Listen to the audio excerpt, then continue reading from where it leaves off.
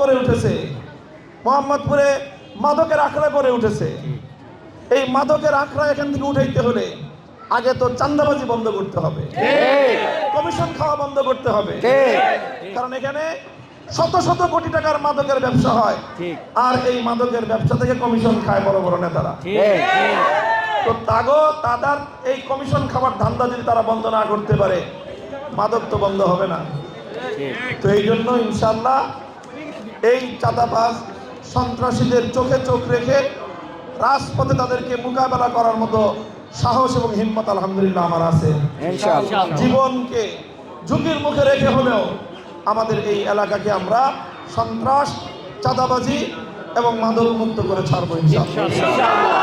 তো আমি আপনাদের সকলের কাছে দোয়া চাই, মা বোনরা যারা আছেন শুনতেছেন আমার কথা, এলাকার ভাইরা, মুরব্বীরা, আপনাদের সকলকে সর্বশেষ আমার কথা, কিছুক্ষণ পরে সূর্যাস্ত হবে। সূর্যাস্তের পর থেকে আজকে একটা রাত শুরু হবে। সেই রাতটা হলো লাইলাতুল বারাত, শবে বরাত। শবে বরাতটা একটা পুণ্যময় রাত। এই রাতে আমরা সবাই আল্লাহর কাছে দোয়া করব। বিশেষ করে আমরা আমাদের জীবনের সকল অতীতের পাপ মোচনের জন্য, মাগফিরাতের জন্য আল্লাহর কাছে দোয়া করব ইনশাআল্লাহ। এবং যে যতটুকু পারি আল্লাহর কাছে